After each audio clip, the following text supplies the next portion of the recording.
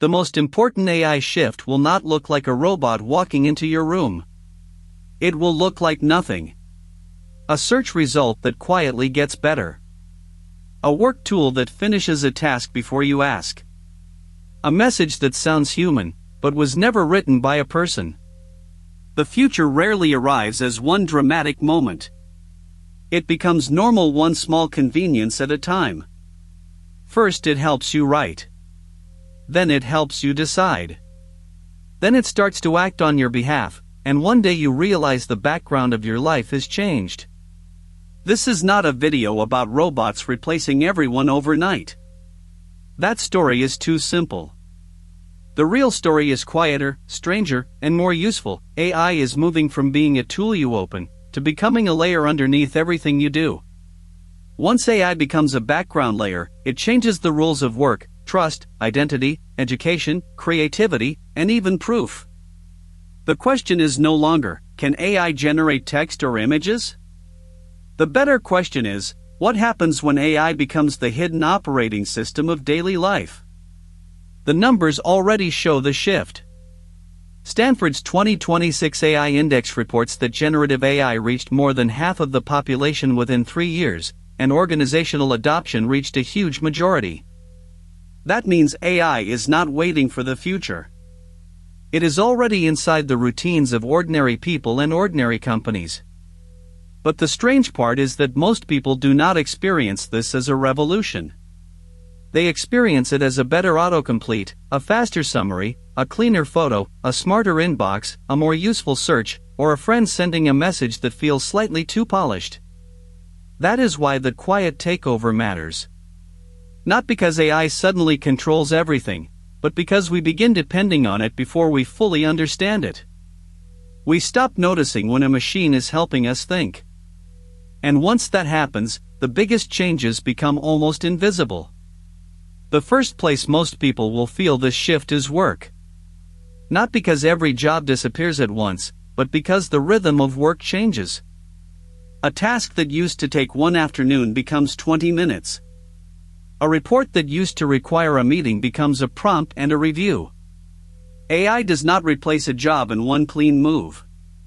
It slices the job into pieces. Drafting, searching, summarizing, comparing, translating, coding, checking, planning. Some pieces are automated. Some still need human judgment. The job survives, but the job is not the same job anymore. That means the real competition is not humans versus AI. It is people with AI versus people without it. A person who learns how to use the machine well can test ideas faster, produce drafts faster, learn faster, and recover from mistakes faster.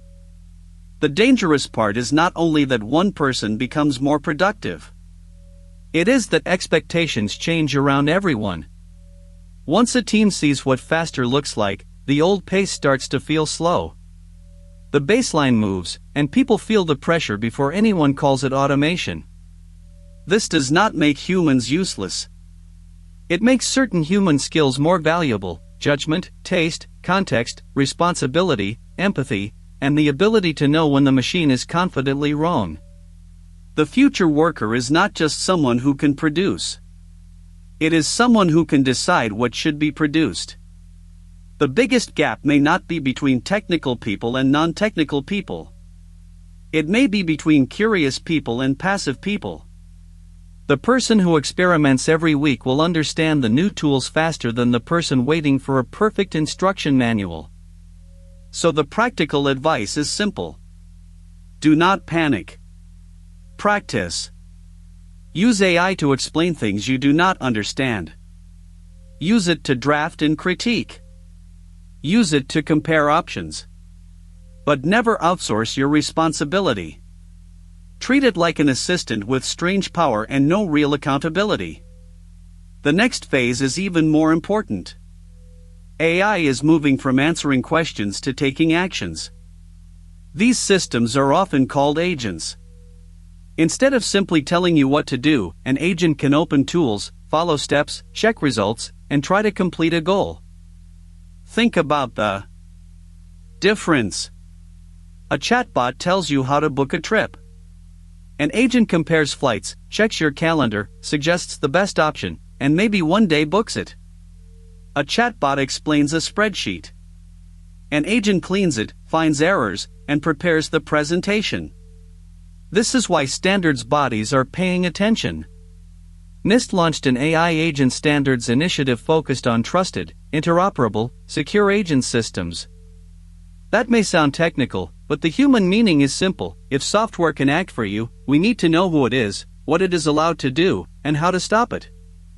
The future problem is permission. Can your AI agent read your email? Can it send messages? Can it spend money? Can it change documents? Can it talk to another agent? Every permission makes life easier, and every permission creates a new kind of risk. The confusing part is that AI can be brilliant in one moment and clumsy in the next. The Stanford AI Index describes this jagged frontier clearly. Models can perform extremely well on advanced tasks, while still failing at things that look simple to humans. That is why the best mental model is not a genius or a person. It is more like a powerful intern with access to tools. Fast. Useful. Sometimes astonishing. Sometimes wrong. And if you give it too much access without supervision, the mistake can travel farther than you expected. The new management skill is not only managing people. It is managing machine action. Direct the agent clearly. Give it limited permissions. Check its work. Keep logs. Ask what evidence supports the result. The people who learn this will have an advantage. The second place we will feel invisible AI is reality itself. Not reality in a philosophical sense, but everyday trust. Did this person really say that? Was this photo real? Is this review from a customer? Is this profile a person? Is this voice my boss? Synthetic media used to be obvious and expensive. Now it is easy, cheap, and improving fast. Content Credentials warns that realistic photos, videos, audio, and documents can now be created with simple tools. That changes the old internet bargain. Seeing is no longer enough. Law enforcement is worried for the same reason. Europol's 2025 threat assessment warns that AI-powered voice cloning and live video deepfakes can amplify fraud, extortion, and identity theft. The danger is not only fake celebrity videos. It is targeted deception at scale. The most convincing scam will not look like a bad email. It may sound like someone you trust. It may use the right name, the right context, the right urgency, and the right emotional pressure. The technology changes, but the human weakness stays familiar. This is why the internet can start to feel fake. Not because every account is fake, but because the cost of pretending falls. Fake comments, fake faces, fake voices, fake enthusiasm, fake outrage. When simulation becomes cheap, trust becomes expensive. The new literacy is not memorizing every trick. The tricks will change. The new literacy is a habit. Pause before you believe, check who benefits, verify through a second channel, and be suspicious of messages that create urgency before they create evidence. This leads to the next layer of the future, proof. If content can be generated, edited, copied, and remixed endlessly, then the internet needs better ways to show where something came from, how it changed, and whether a real source stands behind it. That is the idea behind Content Credentials and C2PA. They are not magic truth machines. They are more like a nutrition label for digital media, a way to attach information about origin, edits, and history so people have more context before they trust. But proof has limits. Metadata can be missing. Platforms can strip information. Bad actors can avoid honest labels. A provenance system can help, but it cannot replace judgment. The future of trust will not be one tool. It will be layers. The trust stack may include provenance, reputation, identity checks, platform rules, human moderation, cryptographic signatures, and social context. None of these are perfect alone.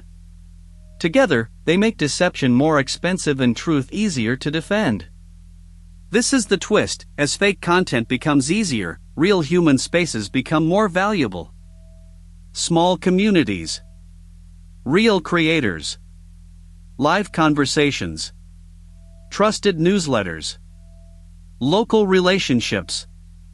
The more synthetic the open web becomes, the more people search for signals of real presence. For creators, this is the lesson. The internet does not need more generic content. It needs judgment. It needs a voice, a point of view, a reason to exist. AI can help make videos, but the channel still needs a human direction. Identity is the next part of the story.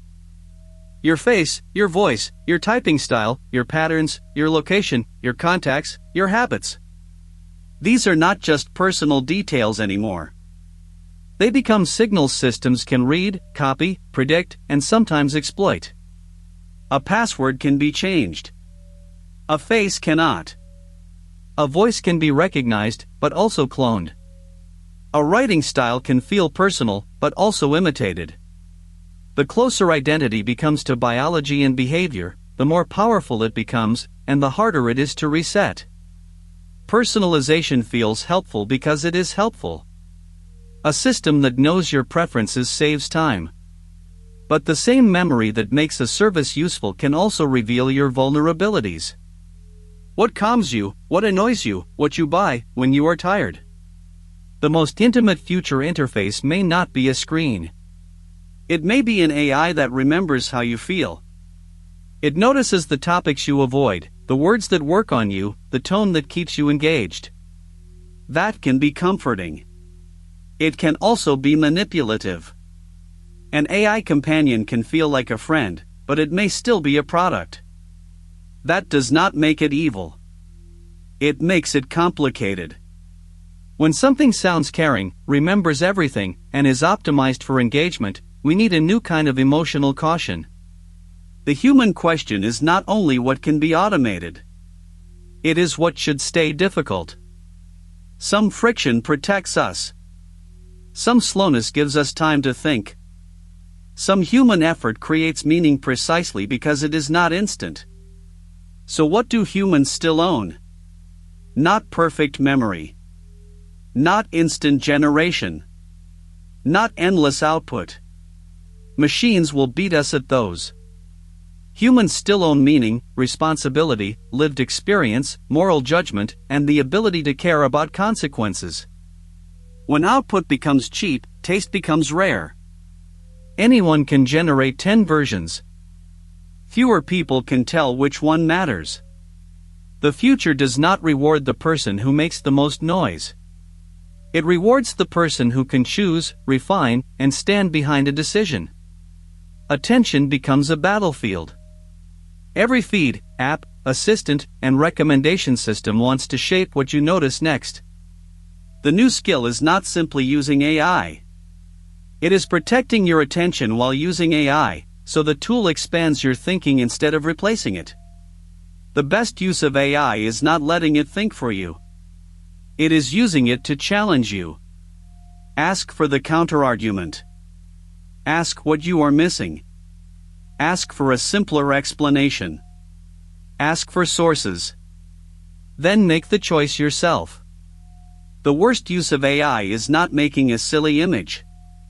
The worst use is letting convenience become autopilot. When every answer arrives instantly, you can forget to ask whether the question was good. Speed is useful, but direction matters more. This is the future signal. The biggest AI changes will become invisible before they become obvious. They will hide inside workflows, recommendations, identity systems, media tools, classrooms, offices, and relationships. You will not always see AI. You will see the world it quietly reshapes. So do not ask only, will AI replace me? Ask 3 better questions. What can I learn with it? What should I verify because of it?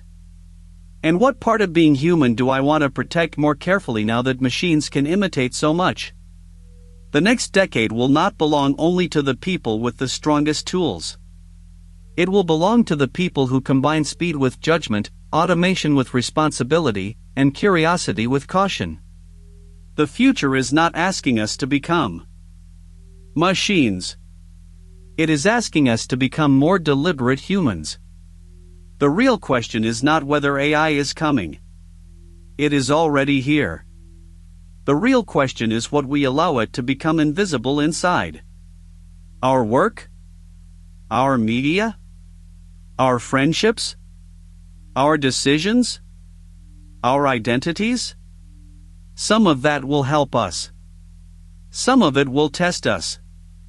If this video made you see the future differently, like it, subscribe to Future Signal, and leave a comment with one thing you think AI will quietly change first.